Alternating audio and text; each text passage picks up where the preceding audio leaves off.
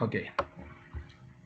El título de la lección de esta semana, el título general es el pacto eterno, y esta semana el título es un pacto eterno. Entonces, el tema es entender a qué se refiere nuestra lección. Porque hay un pacto eterno, y hay un pacto que Dios hizo con Abraham, que realmente son dos pactos, y eso es lo que vamos a estudiar. Como lo estamos estudiando y viendo en el anuncio de las Escrituras, el verdadero plan de redención, el que es parte del pacto eterno, tiene un doble propósito. Primero, redimir al hombre de la esclavitud del pecado y de la muerte, la esclavitud en la que cayó cuando llegó a conocer la ciencia del bien y el mal, cuando esa fue escrita en su mente. O sea, redimirlo de ser esclavo del príncipe de este mundo, pagando el precio de su redención, y luego de redimirlo, sanarlo de su enfermedad, restaurarlo a su estado original, haciéndolo nacer de nuevo, de Dios, volviendo justamente Dios a escribir su ley en la mente y el corazón del hombre, transformándolo nuevamente en un árbol bueno que da frutos buenos, y en vez de morir como consecuencia del pecado, tiene vida eterna. Ahora, este es el verdadero evangelio. Este es el verdadero objetivo de Dios con el evangelio. Está centrado en el hombre, para redimirlo, para sanarlo. Y aunque estas promesas empezaron a ser realidad con la venida y el triunfo del Mesías y el posterior establecimiento del reino de Dios, muchos de los que vivieron antes de este tiempo también alcanzaron la salvación por la fe, incluyendo a Abraham y a su descendencia. Porque aunque no llegaron a estar vivos en este tiempo, en el tiempo del nuevo pacto, por supuesto, alcanzaron la salvación por la fe. Y eso abarca tanto a Adán y a Eva como a Abraham y a su descendencia. Y en cumplimiento de lo prometido, que Dios empezó a revelarle a Adán y Eva cuando hizo el pacto con ellos y con su descendencia, de la que vendría el Mesías, Jehová siempre actuó en el desarrollo de la historia del hombre. O sea, no dejó solo al hombre, él actuó en la historia del hombre.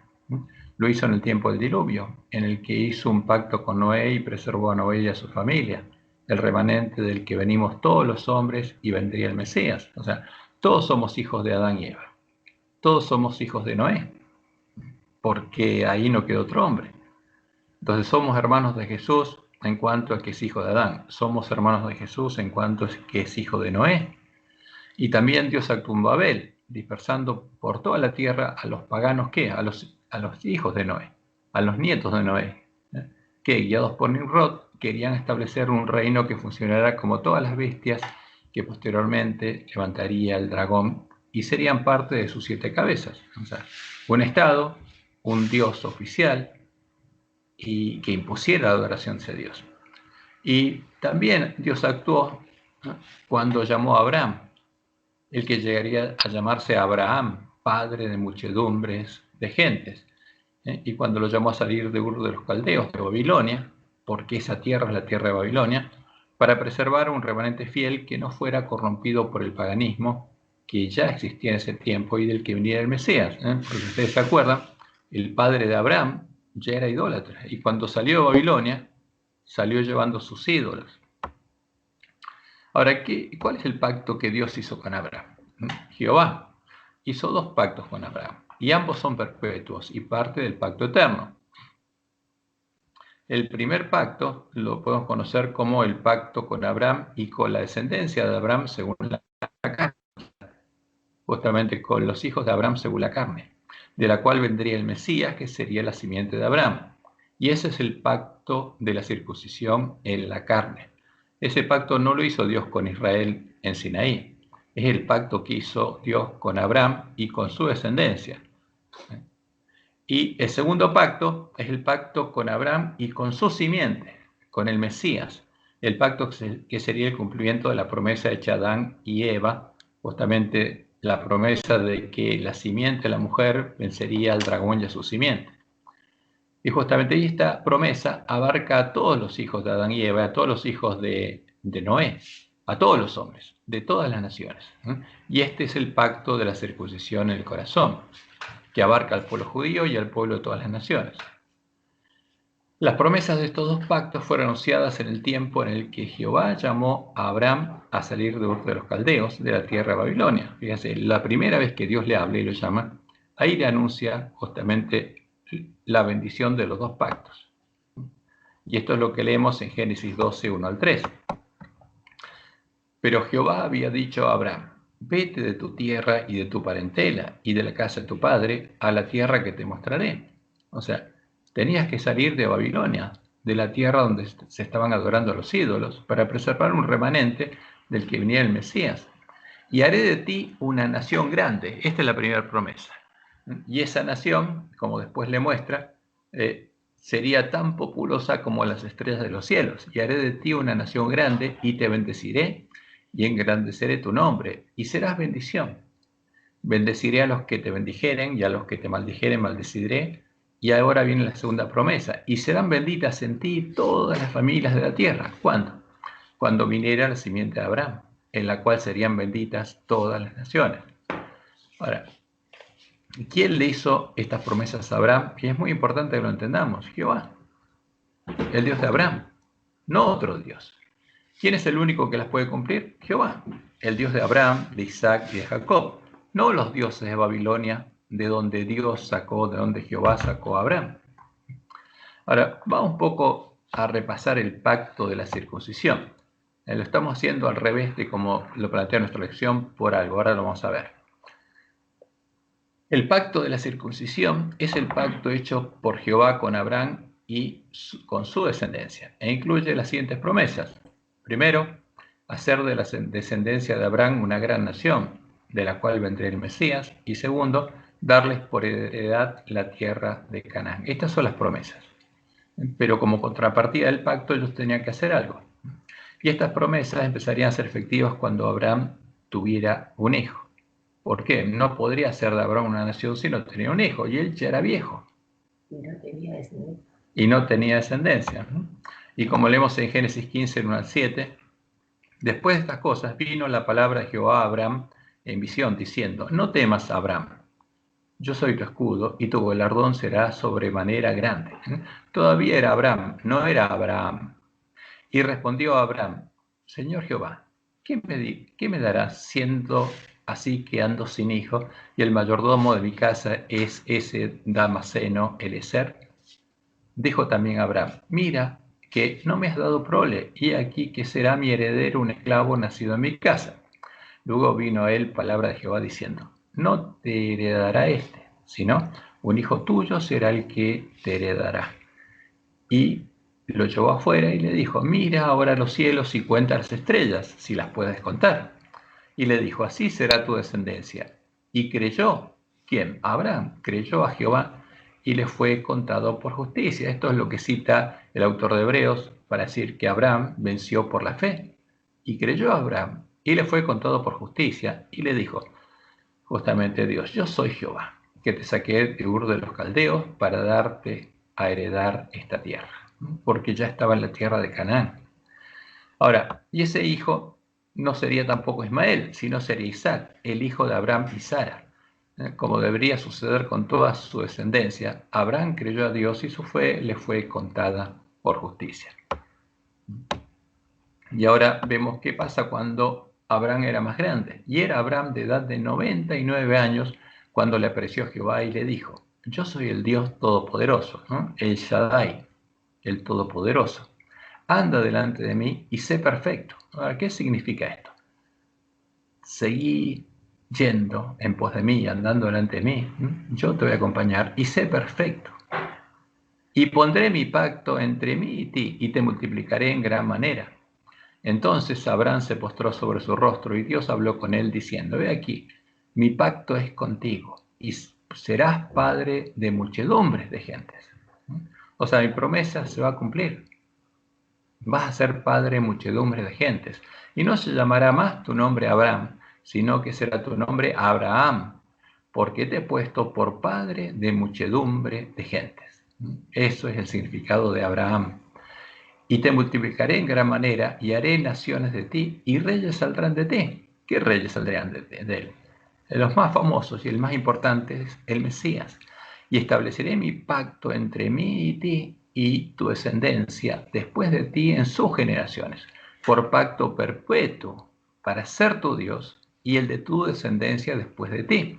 Ahora, había bendiciones y promesas, pero ¿cuál es la base del pacto? Que Jehová sea el Dios de Abraham y de su descendencia, porque de él vendrían estas bendiciones. Y te daré a ti y a tu descendencia después de ti la tierra en que moras, toda la tierra de Canaán en heredad perpetua, y seré el Dios de ellos. Y yo seré, dice Jehová, ¿qué cosa? El Dios de tu descendencia. Dijo de nuevo Dios a Abraham: en cuanto a ti, guardarás mi pacto, tú y tu descendencia después de ti por generaciones. O sea, ¿qué tenían que hacer? Guardar el pacto. ¿Y cuál es el pacto de Dios? Este será mi pacto. Fíjense, esto es lo que tenían que guardar, aparte de ser fieles a Él. Este es mi pacto que guardaréis entre mí y vosotros y tu descendencia después de ti. Será circuncidado todo varón de entre vosotros. Y este es el pacto de la circuncisión, hecho por Dios con Abraham y con su descendencia. Y las bendiciones están asociadas a que justamente Abraham y su descendencia guardan este pacto. Circuncidaréis pues la carne de vuestro prepucio, y será por señal del pacto entre mí y vosotros. Y de edad de 8 días será circuncidado todo varón entre vosotros por vuestras generaciones, el nacido en casa y el comprado por dinero a cualquier extranjero que no fuere de tu linaje. Debe ser circuncidado el nacido en tu casa y el comprado por tu dinero, y estará mi pacto en vuestra carne por pacto perpetuo. O sea, ¿para cuánto? Para siempre. ¿Tienen que seguir circuncidando los judíos? Sí, por supuesto que sí. Toda la descendencia de Abraham, para recibir la bendición de Dios, tienen que respetar este pacto. La venida de Jesús no cambió nada de esto. Jesús mismo fue circuncidado. Ahora, lo que se extendió y lo que empezó es el nuevo pacto, por el cual serían benditas todas las naciones. La nación judía, la de la circuncisión, y los gentiles que no estaban circuncidados. Y el varón incircunciso, justamente descendiente de Abraham, el que no hubiere circuncidado la carne de su prepucio, aquella persona será cortada de su pueblo. Ha violado mi pacto. Entonces, si un judío no se circuncida y no circuncida a sus hijos, viola el pacto de Dios. Dijo también Dios a Abraham: a Sarai, tu mujer, no la llamarás Sarai, mas Sara será su nombre. Y la bendeciré y también te daré de ella hijo. Sí, la bendeciré, y vendrá a ser madre de naciones, y reyes de pueblos vendrán de ella. Y el más importante, el Mesías. Justamente por eso, entre estos reyes estaría el Mesías de la promesa. ¿Cuáles eran las condiciones del pacto de Dios con Abraham y con su descendencia? Las siguientes son las condiciones que deberían guardar perpetuamente Abraham y su descendencia, para que Dios cumpliera las promesas del pacto con ellos y pudieran habitar en la tierra que Dios les daría. Como Abraham, Jehová, Yahvé, debía ser el Dios de ellos. Ahora, como podemos ver después en el pacto que hizo Dios con su pueblo cuando lo introdujo en Canaán, ¿cuál era la única condición que haría que justamente este pacto fuera anulado y llegara sobre ellos el tiempo de la ira? Que ellos se fueran detrás de otros dioses, porque esta es la condición más importante. Jehová llamó a Abraham para ser el Dios de él y el Dios de su descendencia. Por eso es el Dios de Abraham, de Isaac y de Jacob, el Dios de Israel. Y como Abraham, debían creer a Dios y ser fieles a él, debían obedecer la voz de Dios, y finalmente estaba la señal del pacto: debían ser circuncidados todos los varones de su descendencia en forma perpetua. Y eso es lo que hizo Abraham cuando tuvo a Isaac, como leemos en Génesis 21:4. Y circuncidó Abraham a su hijo Isaac de 8 días, como Dios le había mandado. Y antes de hacer eso, se había circuncidado él y había circuncidado ¿a quién? A Ismael, su primer hijo, pero que no era el hijo de la promesa, no era hijo de Sara. Y aunque no llegaron a vivir en el tiempo de la circuncisión del corazón, justamente lo que Dios dice es que los vencedores de este tiempo alcanzaron la salvación por la fe, y como Abraham, su fe les fue contada por justicia. Como leemos en Hebreos 11, versículos 8, 13, 39 y 40. Por la fe Abraham, siendo llamado, obedeció. Entonces, ¿qué pasa? ¿Cómo se ve la fe? Por los hechos, por la obediencia. Obedeció para salir al lugar que había de recibir como herencia, y salió sin saber a dónde iba. Conforme a la fe, dice el autor de Hebreos, murieron todos estos, sin haber recibido lo prometido, sino mirando de lejos y creyéndolo y saludándolo y confesando que eran extranjeros y peregrinos sobre la tierra. Y todos estos, aunque alcanzaron buen testimonio mediante la fe, no recibieron lo prometido. ¿Qué es lo prometido? La bendición que Dios prometió a Abraham, porque recién la recibirían cuando viniera el Mesías, proveyendo Dios alguna cosa mejor para nosotros, para que no fuesen ellos perfeccionados aparte de nosotros. Entonces, porque la obra de Dios, el nuevo nacimiento y el perfeccionamiento de sus hijos para transformarlos de vuelta a su imagen, solo pudo hacerse cuando Dios nos compró por precio, cuando vino el Mesías y triunfó. La promesa de Dios se cumplió con Abraham y con su descendencia, y de ella vino el Mesías de la promesa, la simiente de Abraham en la que serían benditas todas las naciones de la tierra. Y ahí empezó la nueva etapa del pacto, el pacto de la circuncisión del corazón. Como Dios le anunció a Abraham en el monte Moria, el nuevo pacto. El pacto de la circuncisión del corazón se empezaría a cumplir cuando Dios proveyera el cordero, el Mesías de la promesa. O sea, Abraham no tenía que sacrificar a Isaac, porque Dios proveería el cordero. El primer hombre que volvería a tener escrita la ley de Dios en la mente y el corazón, el primer cordero sin mancha, y cuando nos redimiera con su sangre, muriendo él en nuestro lugar, muriendo en lugar de Abraham, de Isaac y de los hombres de todas las naciones de la tierra que serían benditos en él, en la simiente de Abraham. Como leemos en Génesis 12:3, la primera promesa, donde Dios cuando lo llamó le dijo, y serán benditas en ti todas las naciones de la tierra. ¿Cómo? En su simiente, como después le explicó en Génesis 22:18. En tu simiente serán benditas todas las naciones de la tierra, por cuanto obedeciste mi voz. No hay que sacrificar a Isaac, sino yo voy a proveer el cordero, que va a venir de tu simiente. Y ahí está la promesa que Dios después le explicó a su pueblo, y que está justamente que es parte de la ley de Moisés, y está en Deuteronomio 36. Y circuncidará Jehová tu Dios tu corazón. No tu prepucio, sino tu corazón y el corazón de tu descendencia, para que ames a Jehová tu Dios con todo tu corazón y con toda tu alma, a fin de que vivas. Entonces, ¿quién podría ser circuncidado el corazón? Solamente el que temiera a Jehová, porque Jehová tiene que ser nuestro Dios para que él haga esta obra, y circuncidará Jehová tu Dios. Ahora, tiene que ser mi Dios, si no Jehová no puede hacer esa obra en mí, tu corazón, para que lo ames a quien, a Jehová, a él, con todo tu corazón y con toda tu alma, y puedas guardar sus mandamientos, porque los vas a tener escrito en la mente y el corazón. Como indica Pablo, y lo estudiaremos la próxima semana, con esta promesa Dios hizo un pacto con Abraham y con Cristo. Y leemos en Gálatas 3:16. Ahora bien, a Abraham fueron hechas las promesas, y a su simiente. Entonces, hay una promesa a Abraham y a su descendencia, y hay otra hecha a Abraham y a su simiente. No dice y a la simiente, como si hablase de muchos, sino como de uno, y a tu simiente, la cual es Cristo. Y esa es la promesa que estaban viviendo todos los miembros de la iglesia primitiva, los judíos y los gentiles. Ahora, en nuestra lección se encuentra este título, Yahvé y el pacto con Abraham. Y aquí lo tenemos. Entonces, esta es nuestra lección, que hay un pacto eterno, y en la lección del domingo empieza con este título, Yahvé y el pacto con Abraham. Porque ¿quién hizo el pacto con Abraham? Lo hizo Yahvé, lo hizo Jehová. Y eso es muy importante. Y Abraham tenía que ser fiel a quién, a Yahvé, a Jehová, para que Jehová lo bendijera. Pero justamente esto es importantísimo que nosotros lo entendamos.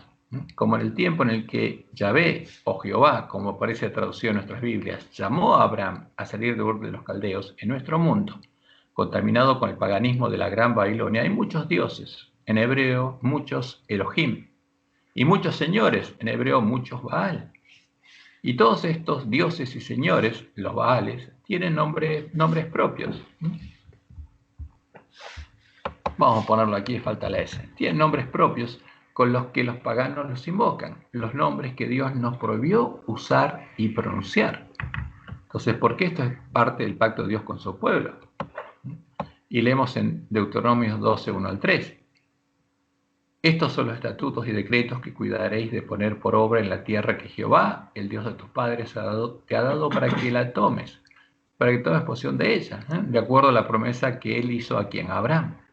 Todos los días que vosotros viviereis sobre la tierra, destruiréis enteramente todos los lugares donde las naciones que vosotros heredaréis sirvieron a sus dioses, sobre los montes altos y sobre los collados y debajo de todo árbol frondoso. O sea, ¿qué tenía que hacer el pueblo de Dios? ¿Adorar en esos lugares? No, tenía que destruirlos, no tenían que existir más. Derribaréis sus altares y quebraréis sus estatuas y sus imágenes de acera, consumiréis con fuego y destruiréis las esculturas de sus dioses y raeréis su nombre de aquel lugar. O sea, no tenía que quedar ningún lugar de adoración de ídolos, ninguna imagen de ídolos, y ni siquiera el nombre de esos dioses tenía que ser pronunciado nunca más, como leemos en Éxodo 23:13. Y todo lo que os he dicho, guardadlo, y nombres de otros dioses no mentaréis, ni se oirá de vuestra boca. ¿Por qué? Porque el que nombra esos nombres, el nombre de esos dioses, lo está invocando. Ahora, cuando uno nombra el nombre de un ídolo, está invocando a los demonios que están detrás de ellos. Y cuando uno invoca el nombre de Jehová, está invocando a Jehová. Por eso es muy importante que nombre de otros dioses no mentaréis, ni se oirá de vuestra boca, le dijo Dios a su pueblo. ¿Y quién le dijo esto? Yahvé, el Dios de Abraham, de Isaac y de Jacob. Por esa causa, para que Abraham, su descendencia, en la carne y nosotros pudiéramos diferenciarlo de los dioses paganos y que para que pudiéramos invocarlo por su nombre, el Dios de Abraham, de Isaac y de Jacob, se autoidentificó con el nombre Yahvé o Jehová. Porque Yahvé es la forma correcta de leer el tetragramón, porque así, justamente los expertos judíos que encontraron los rollos del Mar Muerto y leen y saben cómo leer justamente el texto hebreo sin vocales, dicen que esa pronunciación es Yahvé. No es Jehová, es Yahvé, pero aunque lo pronunciemos Jehová como está en nuestras Biblias, lo importante es que identifiquemos a nuestro Dios por su nombre. Y leemos en Génesis 15:7, y le dijo, yo soy Jehová, que te saqué de Ur de los Caldeos para darte a heredar esta tierra. ¿Quién dijo eso? ¿Quién dijo yo soy Jehová? El Dios de Abraham, de Isaac y Jacob. Y después en Éxodo 3, del 13 al 15 leemos, dijo Dios a Moisés, dijo a Moisés a Dios, y aquí que llego yo a los hijos de Israel y les digo, el Dios de vuestros padres me ha enviado a vosotros. Si ellos me preguntaren, ¿cuál es su nombre? ¿Por qué? Porque el pueblo de Israel en medio de Egipto se había acostumbrado a nombrar a todos los dioses por su nombre. Y se le pregunta, ¿cuál es su nombre? ¿Qué les responderé? Y respondió Dios a Moisés, yo soy el que soy. Y dijo, así dirás a los hijos de Israel, yo soy, me envió a vosotros. O sea, Dios se identifica como yo soy el que soy o yo soy, simplemente. Pero además les dio un nombre. Además dijo Dios a Moisés, así dirás a los hijos de Israel, Jehová, Yahvé, el Dios de vuestros padres, el Dios de Abraham, de Isaac y de Jacob, me ha enviado a vosotros. Y acá viene la primera ordenanza que le dio Dios a su pueblo. Este es mi nombre para siempre. Con él se me recordará por todos los siglos. Entonces, ¿con qué nombre tenemos que invocar nosotros? Con este, Jehová, Yahvé. Ese es el nombre, el único nombre que tenemos que invocar.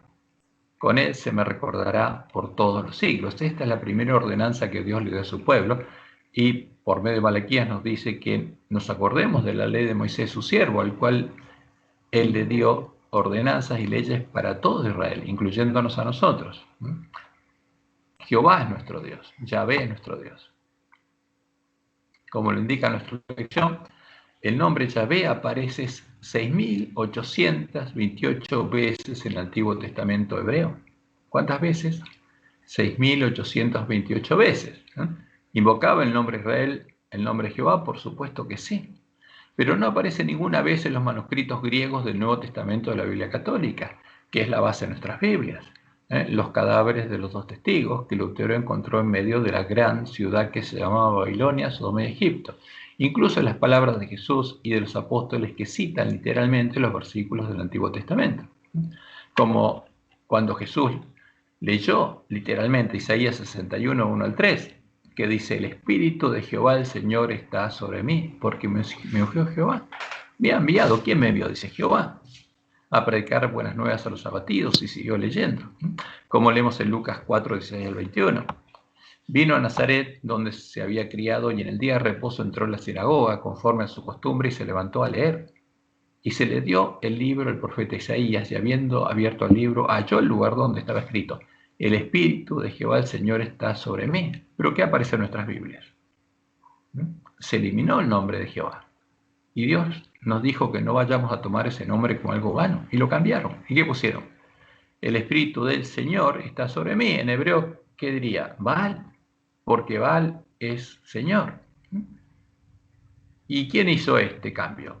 Y lo hizo Babilonia. El Espíritu del Señor está sobre mí porque ¿quién? ¿Me ungió Jehová? No. Me ha ungido, dice, para dar buenas nuevas a los pobres. Me ha enviado. ¿Quién? No Jehová. Ahora, ¿quién hizo esta obra? No fue Dios, ni un siervo de Dios. Y como leemos en Joel 2:32, y todo aquel que invocare el nombre de Jehová será salvo, porque su Dios tiene que ser Jehová, el Dios de Abraham, de Isaac y de Jacob. No tiene que invocar otro nombre de otros dioses. Porque en el monte de Sión y en Jerusalén habrá salvación, como ha dicho Jehová, y entre el remanente al cual él, Jehová, habrá llamado. ¿Y quién nos llamaría a nosotros? Jehová nos llamaría. Porque está hablando esto de la última generación. Y en Hechos 2, 16 al 21, Pedro lo cita. ¿Y qué dice? Más esto es lo dicho por el profeta Joel. Cita literalmente a Joel. Y en los postreros días, dice ¿quién? Jehová. Derramaré de mi espíritu sobre toda carne. Y termina diciendo el versículo 32, y todo aquel que invocar el nombre de Jehová será salvo. ¿Pero qué pasa? Lo cambiaron. Y Pablo justamente cita lo mismo en Romanos 10, del 12 al 13, porque no hay diferencia entre judío y griego, pues el mismo que es Señor de todos es rico para con todos los que le invocan. Y es muy importante, porque todo aquel que invocar el nombre de Jehová será salvo. Ahora, ¿quién invoca el nombre de Jehová? Roma no, los protestantes tampoco, y los adventistas tampoco. Ahora, en esta lección aparece en el título, justamente, pero no es lo que hacemos. ¿Por qué Jezabel hizo esto? Porque Jezabel, la región pagana del Imperio Romano, no adora a Yahvé, no adora a Jehová. Porque la Iglesia Católica es la región pagana del Imperio Romano disfrazada de cristiana y no adora a Jehová. Como Dios le mostró a Lena, ella es la que persiguió hasta asesinar a los miembros de la iglesia primitiva que llevaban la bandera un blanco puro que decía pureza y santidad a Jehová. Pero Jezabel no adora a Jehová, como lo hacían los miembros de la iglesia primitiva. El pueblo conocía a su Dios y eran hijos de Abraham según la promesa, que habían nacido de Dios y eran hijos de Abraham según la promesa, sino Jezabel adora a Baal, al dios Sol, porque Baal es el dios Sol, el dios de Babilonia, y adora a los Baales, a sus hipóstasis, como indica en su catecismo. Ahora, Babilonia, Jezabel no tiene ningún problema de mostrar a quien adora, porque para adorarlo tiene que mostrarlo, como vemos en estas imágenes, que está en la página 5 del PDF de nuestro estudio. Ahí está el sol, la imagen del sol con la cruz, que se le aparece a Constantino, y es el símbolo del hijo, Dios hijo, el Dios sol hijo, símbolo de Mitra, símbolo de Apolo, y eso es lo que Roma metió justamente, Satanás metió en medio de esa iglesia apóstata, y es lo que Roma le da a comer al pueblo de Dios. Y ahí está el sol, con el IHS, y está directamente la imagen del sol, y acá tenemos al Papa llevando la imagen del sol, de la que supuestamente sale Jesús, porque es el hijo del sol, el hijo de Baal. Y en el artículo 51 del Catecismo Romano leemos esto: para la formulación del dogma de la Trinidad, porque Roma es clara, ese dogma lo formuló ella. La Iglesia debió crear una terminología propia con la ayuda de nociones de origen filosófico, sustancia, persona o hipóstasis, relación, etc. Ahora, estos conceptos no estaban en la Biblia, estas palabras no estaban en la Biblia. Roma dice que ella la creó. Pero por supuesto ahora la encontramos en la Biblia. ¿Por qué? Porque como Dios le mostró en el Ajuay, los sabios de Roma cambiaron las palabras de la Biblia para reflejar la tradición de Roma. Y estas palabras que no estaban en la Biblia y que nuestros teólogos reconocen que no estaban en la Biblia, ahora están en la Biblia. Y en el artículo 52 dice, la Iglesia utiliza el término sustancia, traducido a veces también por esencia o por naturaleza, para designar el ser divino en su unidad. ¿Cuál es el ser divino al que adora? La sustancia, de la cual salen estas tres personas, su hipóstasis. A ver, ¿cómo la refleja? ¿Cómo la representa Roma a la sustancia? Aquí está, es el dios Sol, es Baal. Esta es la sustancia. Y de esta sustancia salen tres hipóstasis o tres personas. Porque Deus o Dios es el Sol. Y de ahí sale, ¿qué cosa? El Padre, el Hijo y el Espíritu Santo. Ahora, este es Baal. Baal Padre, Baal Hijo y Baal Espíritu Santo. Porque justamente son hipóstasis de Baal. Y estas son las imágenes que creó Roma. Tres imágenes de hombre, cuyo número es 6. 6, 6, 6, como Dios lo había anunciado. Y a esas imágenes adora Roma. Y esas imágenes fueron introducidas en medio de la iglesia adventista. Y ese no es Jehová. Jehová no tiene nada que ver con la Trinidad. La Trinidad es un ídolo. Al Dios al que adora, al ser divino, a la sustancia, a sus hipóstasis, Jezabel les puso nombre. El mismo nombre con el que fueron introducidos en medio del pueblo adventista por su siervo, en los lobos tíos de ovejas. Como podemos ver en el libro La Trinidad, de Casa Editora Sudamericana, que incluso tiene una imagen pagana.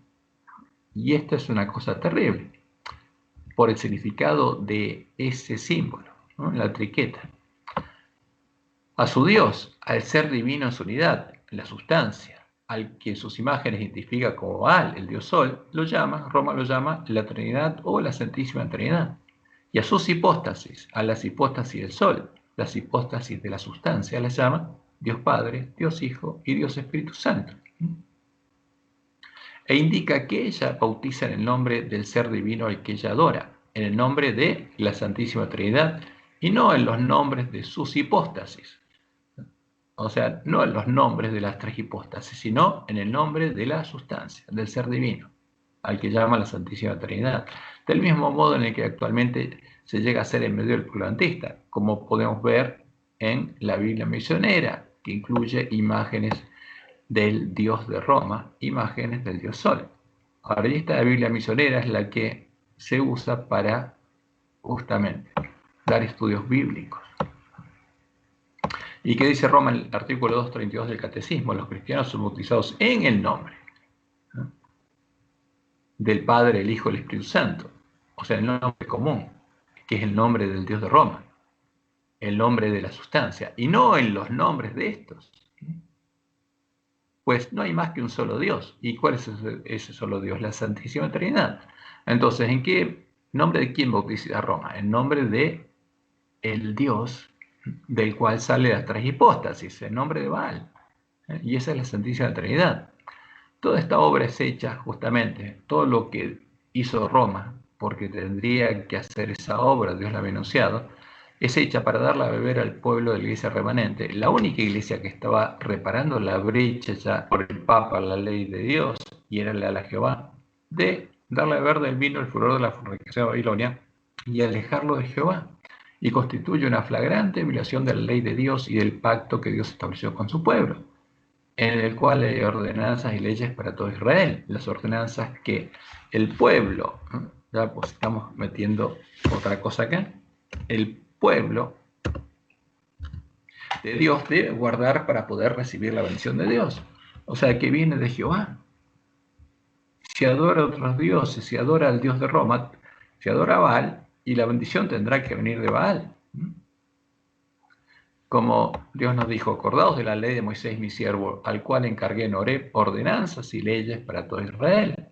¿Y qué ordenanzas son esas? Primero, que tenemos que invocar el nombre de nuestro Dios, que nuestro Dios se llama Jehová, y que nombres de otros dioses no podemos invocar, ni se tiene que oír de nuestra boca, y menos a las imágenes de los dioses de Babilonia.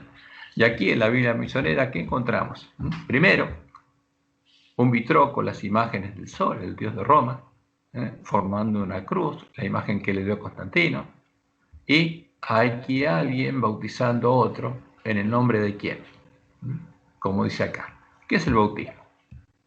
Y nuestra Biblia dice lo siguiente: somos bautizados por indicación expresa de Jesús y en nombre de la Santísima Trinidad.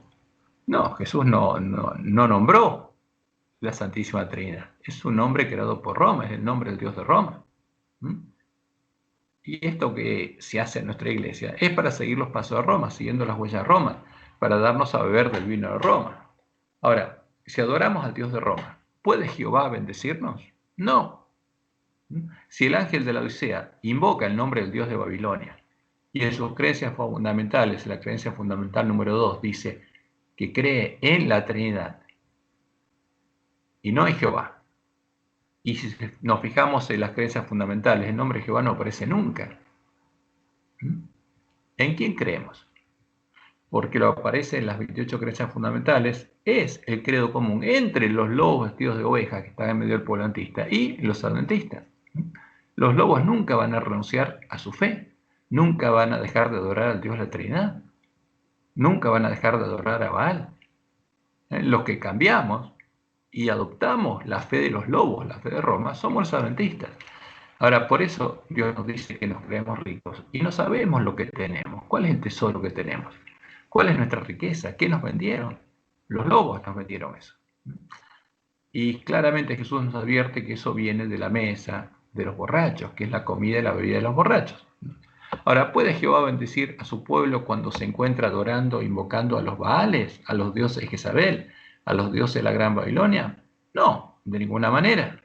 ¿Puede Jehová circuncidarlo en su corazón para que llegue a conocerlo y amarlo? No, no puede hacerlo mientras, como sucedía con Acab en Israel, esté adorando a los Baales. Dios no puede hacerlo. Como leemos en Deuteronomio 36, y circuncidará Jehová tu Dios tu corazón. ¿Cuándo? Cuando Jehová sea tu Dios, cuando te vuelvas a Jehová, porque esa promesa está vigente, a fin de que vivas. ¿Es esto parte del cumplimiento de la profecía? Sí. Estos hechos, lo que estamos viendo en nuestra iglesia, son parte de las abominaciones que se estarían cometiendo en medio de Jerusalén, en el tiempo de sellamiento del pueblo de Dios. Y Dios lo anunció mostrándosela con mucha anticipación a Ezequiel, y están registradas en Ezequiel 8. Y se las mostró a Ezequiel cuando Ezequiel era cautivo en Babilonia, estaba en Babilonia. Y me dijo, dice él, porque Dios le mostró esto en visión: hijo de hombre, alza tus ojos hacia el lado del norte. Y alcé mis ojos hacia el norte, y aquí al norte, junto a la puerta del altar, aquella imagen del celo en la entrada. O sea, del norte de Babilonia, ¿qué habría venido? La imagen del celo, al pueblo de Dios. ¿Para qué? Me dijo entonces, hijo de hombre, ¿no ves lo que estos hacen? Las grandes abominaciones que la casa de Israel hace aquí para alejarme de mi santuario. Porque es lo que Satanás hizo siempre para lograr que Dios se alejara a su pueblo, hacer que ese pueblo sea idólatra e invoque los nombres de los Baales y se olvide de Jehová. Pero vuélvete aún y verás abominaciones mayores. Y después los lleva al atrio y simbólicamente le muestra lo que hay en las habitaciones, donde los varones ancianos de Israel están adorando ídolos. Y esos ídolos están pintados en las paredes de la habitación, que es un símbolo de la mente de los varones ancianos, que estarían haciéndose imágenes en sus mentes. Y Dios le dice: ¿has visto las cosas que los ancianos de la casa de Israel hacen en tinieblas, cada uno en sus cámaras pintadas de imágenes? Porque ellos dicen: no nos ve Jehová, Jehová ha abandonado la tierra. Me dijo después: vuélvete aún, verás abominaciones mayores que hacen estos. Y esto es mayor. Y me llevó a la entrada de la puerta de la casa de Jehová, que está al norte, que viene de Babilonia. ¿Y qué pasa? Allí, afuera de la casa de Jehová, y aquí, mujeres que estaban allí sentadas endechando a Tamuz. Las mujeres que venían de Babilonia y endechan y adoran a Tamuz, estaban con el pueblo de Dios adorando ¿a quién? A Tamuz. ¿Y cuándo se endecha Tamuz? ¿Cuándo lo endecha Roma? En la Cuaresma, que empieza con el miércoles de ceniza, justamente cuando después de Carnaval llega la Cuaresma, la fiesta pagana, en la que supuestamente muere Tamuz, Y Roma lo endecha por 40 días, desde el miércoles ceniza hasta el domingo de resurrección. Y la última semana es la Semana Santa de Tamuz. Y estas mujeres estaban ahí todas unidas en la Semana Santa de Tamuz, endechando a Tamuz. Y esto es lo que Dios dijo que iba a pasar y se cumple literalmente en medio del pueblo adventista. Porque esa Semana Santa no tiene nada que ver con la semana de la Pascua judía. Nada que ver. Es la fiesta de endecha a Tamuz. Y aquí, mujeres que estaban allí sentadas endechando a Tamuz. Y eso está pasando en nuestro tiempo. ¿Qué pasa en la Semana Santa de Roma? Nosotros la festejamos con ella. ¿Y qué hacemos? Reuniones de Semana Santa para endechar con ella a Tamuz. ¿A quién? Al mismo Jesús al que adora Roma, a Tamuz. Luego me dijo, ¿no ves, hijo de hombre? Vuélvete aún, verás abominaciones mayores que estas. Y me llevó al atrio adentro de la casa de Jehová, y aquí junto a la entrada del templo de Jehová, entre la entrada y el altar, con 25 varones, sus espaldas vueltas al templo de Jehová. Ya directamente le daban la espalda a Jehová, y sus rostros hacia el oriente, y adoraban ¿a quién? A la luz del día, ya no en sus cámaras, adoraban al sol postrándose hacia el oriente, ante la imagen de Baal, haciendo lo mismo que hace el Papa, adorando al Dios del Papa. Y me dijo, ¿no has visto, hijo de hombre? ¿Es cosa liviana para la casa de Judá hacer las abominaciones que hacen aquí? Después que han llenado de maldad la tierra, se volvieron a mí para irritarme, para irarme, para alejarme de ellos. He aquí que aplican el ramo a sus narices, pues también yo procederé con furor. Está por llegar el tiempo de la ira de Jehová. Como llegó sobre Israel, como llegó sobre Judá, está por llegar para la iglesia remanente. No perdonará mi ojo, ni tendré misericordia, y gritaré a mis oídos con gran voz, y no los oiré. Cuando las vírgenes les griten, Señor, Señor, ábrenos, no os conozco, lo va a decir Jehová. Y la gloria, como vemos, ahí empieza el tiempo por el procesamiento del pueblo de Dios. Y la gloria del Dios de Israel se elevó de encima del querubín sobre el cual había estado, al umbral de la casa. Y llamó Jehová al varón vestido de lino, que tenía su cintura el tintero escribano, y le dijo Jehová, pasa por el medio de la ciudad, por el medio de Jerusalén, no en Babilonia. Estas cosas ocurren en Jerusalén, en la iglesia remanente, como Dios le mostró a Elena, y ponles una señal en la frente a los hombres que gimen y que claman a causa de todas las abominaciones que se hacen en medio de ella. Los que se van a dar cuenta y van a ser conscientes de lo que está haciendo el pueblo de Dios, siguiendo a los lobos. Y comenzaron pues desde los varones ancianos que estaban delante del templo, adorando ¿a quién? Al sol, a Baal, al dios de Roma. Y en nuestro caso, ¿quién es? ¿Cuál es el antitipo? El Dios, la Trinidad. Y como dice Elena, notemos con cuidado este punto. Aquellos que reciben la marca pura de la verdad que el Espíritu Santo estampó en ellos, son los que se angustian y lloran por todas las abominaciones que se cometen en la iglesia, porque esto estaría pasando en la iglesia remanente, la iglesia adventista del séptimo día. Y especialmente en la obra final de la iglesia, en el tiempo del sellamiento de los 144.000, que permanecerán sin mancha ante el trono de Dios, sentirán más profundamente los errores del pueblo elegido de Dios. ¿Es nuestro Dios el Dios de Abraham, de Isaac y Jacob? ¿O es el Dios de Jezabel? Tenemos que decidirnos. Eso es lo que pasa con el pueblo de Dios. Los 144.000, ¿qué habrán hecho? Se habrán vuelto a Jehová y habrán recibido la bendición de Dios. Y los otros no. Es por esta causa que, además de anunciar lo que estaría sucediendo en este tiempo, en medio de la iglesia remanente, en medio de Jerusalén, Dios prometió enviarle a su pueblo al profeta Elías, antes que venga el día de Jehová, el día en el que él va a llevar a sus siervos fieles con él a la última batalla. Y en Joel 2.1 nos dice, tocad trompeta en Sión, dad alarma donde, en mi santo monte, tiemblen todos los moradores de la tierra, porque viene el día de Jehová, porque está cercano. ¿Y por qué lo sabríamos? Porque habríamos visto las señales de los tiempos que Jesús nos dijo que veríamos. Y en Malaquías 4, 5 y 6 leemos, y aquí yo os envío al profeta Elías, antes que venga el día de Jehová, grande y terrible. Ahora, ¿por qué voy a enviar al profeta Elías? Dice Jehová. ¿Por qué? Porque mi pueblo estaría en la misma condición que en el tiempo de Acab y Jezabel. Él hará volver el corazón de los padres hacia los hijos y el corazón de los hijos hacia los padres, para que nosotros tengamos la fe de la iglesia primitiva. No sea que yo venga y hiera la tierra con maldición. Y por eso ese pueblo tendría que ser despertado y tendría que darse cuenta de lo que pasa. Y tiene que elegir por Dios. ¿A quién? A Jehová, al Dios de Abraham. Y acercándose Elías a todo el pueblo dijo: ¿hasta cuándo claudicaréis vosotros entre dos pensamientos?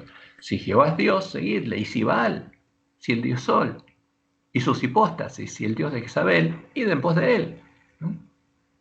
Y por eso Elena dice lo siguiente: Dios le mostró esto. Vi luego el tercer ángel, el ángel que nos advierte que no adoremos a la bestia de su imagen. Dijo mi ángel acompañante: su obra es terrible, su misión es tremenda. Es el ángel que ha de separar el trigo a la cizaña. ¿Dónde? En el campo del Padre Familia, la iglesia remanente, y sellar o atar el trigo para el granero celestial. Estas cosas debieran absorber completamente la mente y la atención. No podemos adorar a Jehová y a Baal al mismo tiempo. En nuestra selección se usa el nombre de Jehová. Pero, ¿a quién estamos adorando? A Baal. Entonces, ¿qué resulta ser? Se usa el nombre de Jehová con la falsa roca, que son dioses, con el dios de Jezabel. Y el tercer ángel lo siguió diciendo a gran voz: si alguno adora a la bestia, ¿a quién? A la bestia religiosa, a Jezabel, y a su imagen. Si la reconoce como la iglesia de Cristo y adora a su ídolo, y no predica el mensaje del tercer ángel diciendo que esa es la Babilonia del Apocalipsis, adora a Baal, y recibe la marca en su frente o en su mano, él también beberá del vino de la ira de Dios. O sea, si conscientemente bebe el vino de Babilonia y come y bebe de la mesa de los borrachos, sobre él también van a caer las últimas plagas, como van a caer sobre todos los que adoran a la bestia y a su imagen, y a los que reciben la marca de su nombre y se convierten en hacedores de maldad. Como Dios anunció al oír el mensaje de Elías: deberíamos deshacernos de los Baales, pues Dios sabía lo que estaría pasando. Por eso lo anunció desde el principio. Y nos dijo que deberíamos deshacernos de los Baales, de la imagen en la que adora a la bestia. Deberíamos sacarlos de nuestra casa y deberíamos volvernos a Jehová, para que Él pueda derramar sobre nosotros la lluvia temprana y escribir su nombre en nuestras frentes.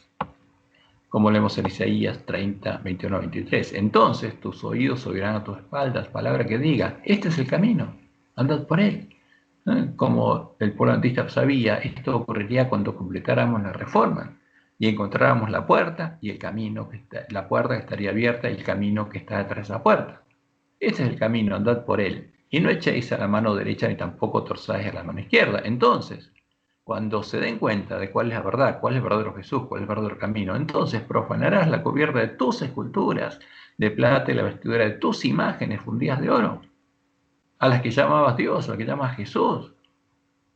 Les apartarás como trapo asqueroso. Sal fuera, les dirás. Entonces dará el Señor lluvia a tu sementera cuando siembres la tierra, y dará pan del fruto de la tierra, y será abundante y pingüe. Y por supuesto que ese fruto se va a cumplir, o sea, la profecía es clara. Y esto va a ocurrir con el pueblo de Dios, porque Dios va a tener un pueblo que va a ser hecho columna en su pueblo, en su templo, y los lugares asolados van a ser reedificados, y ese pueblo va a tener el nombre de Dios escrito en la frente. Después miré, y aquí el Cordero estaba en pie sobre el monte de Sión. Este es el remanente al que Dios llama y que va a estar en la cima del monte Sión, y que va a llamar al pueblo que está en Babilonia a invocar el nombre de Jehová para ser salvo. Y aquí el Cordero estaba en pie sobre el monte Sión, y con él 144.000, que tenía el nombre de ¿quién? El de Jehová, el de él y de su Padre escrito en la frente. Y oí una voz del cielo como estruendo en muchas aguas y como sonido de un gran trueno. Y la voz que oí era como de arpistas que tocaban sus arpas y cantaban un cántico nuevo delante del trono y delante de los 4 seres vivientes y de los ancianos. Y nadie podía aprender el cántico sino aquellos 144.000 que fueron redimidos de entre los de la tierra, del campo del Padre Familia, del pueblo adventista. Estos son los que no se contaminaron con mujeres. O sea, al entender y darse cuenta de cuál es la verdad y cuáles son las abominaciones que se cometen en la iglesia, no se contaminaron con otras mujeres, no echaron con ellas a Tamuz, pues son vírgenes. Estos son los que siguen al Cordero por donde quiera que va, el verdadero Jesús, no a Tamuz. Estos fueron redimidos de entre los hombres como primicias para Dios y para el Cordero, y en sus bocas no fue hallada mentira, pues son sin mancha delante del trono de Dios. O sea, la promesa de Dios se cumplió en ellos. Son árboles buenos, que fueron transformados nuevamente a imagen de Dios, a imagen de Jesús. Son panes sin levadura, que son puestos en la mesa de los panes de la proposición del templo de Dios, son columnas del templo de Dios y están sin mancha delante del trono de Dios. Ahora, y por eso es importante que tomemos una decisión. ¿Queremos recibir las bendiciones del pacto de Dios con Abraham y con su simiente, la cual es Cristo? Entonces, nuestro Dios debe ser Jehová, debe ser Yahvé, el Dios de Abraham, de Isaac, de Jacob, el Dios de Elías y el Dios de Jesús, el Mesías, el primogénito entre muchos hermanos. De esta decisión depende nuestra vida. Es un tema de vida y muerte, como Dios le mostró a Joel. El mensaje de los tres ángeles es un tema de vida y muerte, primero para el pueblo adventista y después para todos los hombres que tienen que oír el mensaje que Dios les envía. Que Jehová te bendiga y te guarde y te guíe a toda verdad y tengas un hermoso y feliz sábado. Que todos ustedes puedan ser bendecidos y que puedan ser parte de los 144.000 sellados que irán con Jesús a la batalla. Este es nuestro estudio. Este es el estudio y lección de esta semana.